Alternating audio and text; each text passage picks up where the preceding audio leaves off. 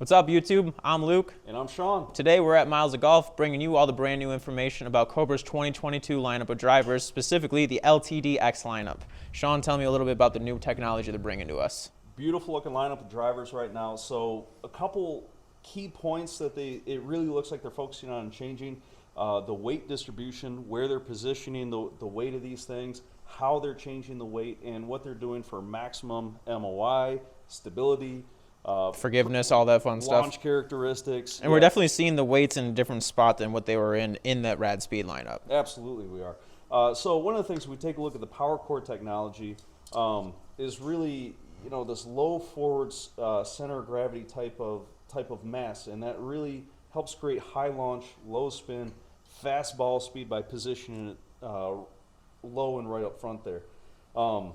Which is 100% what I didn't mean to interrupt you there, but that's 100% what we saw in our testing too. These things are fast. Very fast, and even just minute adjustments really seem to make a pretty big difference. In performance.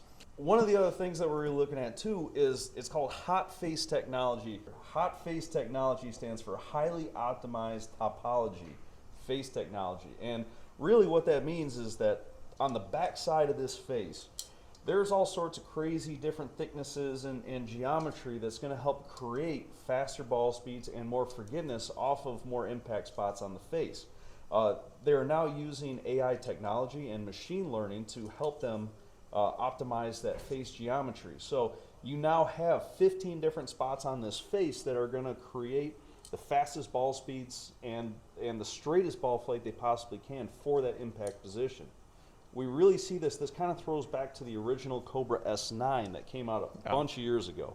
The whole idea behind that is there were 9 hot zones on that face that helped create high ball speed and forgiveness and straight ball flight, even if you didn't hit the middle of the face. This really is just an advancement on that technology.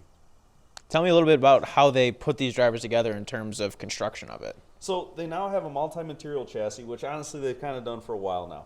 But what this does is we got the carbon fiber sole plate, we have a carbon fiber crown, we have a titanium chassis that goes all the way around to reinforce the carbon crown and sole plate.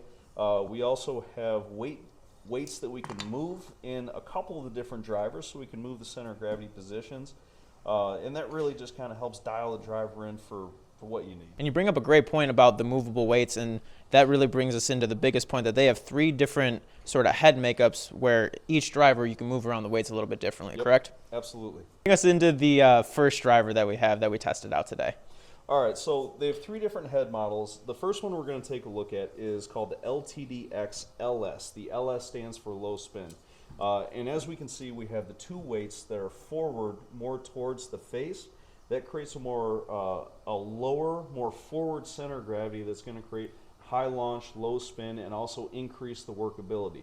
What's really nice about this is even though this is kind of more of their tour driver with the weights a little bit more forward, it's not quite as high MOI, it's not going to be quite as forgiving. If you take a look at these 2 weights, it does give you a 10 gram and a 3 gram, so we can actually fade and draw bias this slightly. So this is going to fit more people than what we would probably think just from initially looking at the driver. Especially people that fight a predominant right miss or a left miss. Oh, absolutely. And we really saw when we flipped those weights around how that affected ball flight. Looking here at the screen right now of the first iteration of it that we hit, we had it in the draw position. My apologies. And what we really noticed is, as we get through that, as we noticed, it went a lot more left. It did. So with that weight in the draw position, the ball started a little bit more left. It turned over. We definitely saw a left bias miss to it. And then once we flipped those weights, kind of get over to that guy real quick. Once we flipped those weights, the ball went either straight or even faded a little left to right. And I know that's the shot shape that you prefer. That's what you want to see the ball do, is go up and then just kind of fall a little bit to the right. No, I was super satisfied with that fade weighted setting. Those are absolutely beautiful numbers, by the way. Thank you very much. So the next driver that kind of brings us into is going to be their neutral forgiveness driver, and this one is just the LTD-X. As you see, we don't have any heel to toe bias. We still have that power core mass up front, but then our weight gets positioned as far back from the face as it possibly can. This is going to create the highest MOI condition that this head can possibly be in. Extremely stable, very easy to hit. And one of the things that I noticed while you were hitting this was just how straight and consistent it was. It felt super, I was super confident standing over it, knowing I could swing pretty much as hard as I possibly wanted at it, and it still came off a little straight. It was a little bit left for my liking. Again, we just covered I like to see the ball fall a little bit to the right side. However, I can't be mad at the numbers that this produced for me. Absolutely. The third driver that they offer is going to be the LTD-X Max. Now, this one here, you still get the power cord technology up front. Now we get two weights. We have the central weight all the way back, very similar to the LTD-X, but now we actually add a weight in towards the heel. So we actually have the ability to move the mass in towards the heel, draw biasing the club, moving that center of gravity towards the heel, getting that toe turnover a little bit faster, moving the center of gravity of the club head relative to the golf ball, helping to produce a little bit more of a left spin axis or less of a right spin axis, however you want to think of it. But this is going to be for the guy that has your typical slice. Someone who has a little bit, we'll call it a little bit too much fade. Exactly. Little too much fade. So nobody likes that slice work. But that's going to help straighten that out just a little bit. And we saw that, again, we saw that in the testing, and we can see it here on the screen right now. Very consistent to the left side of that fairway. That was your most left biased club head that we've seen so far today. We even saw it a couple times, like I felt like I left the face wide open, and it pretty much just went dead straight. So now we're really looking at the table here of all these drivers and the numbers that I produced with them. Kind of explain to me and the people watching at home what these numbers really mean and how they differentiated between each driver. So if we take a look at these numbers, they kind of play out exactly how we would expect them to play out.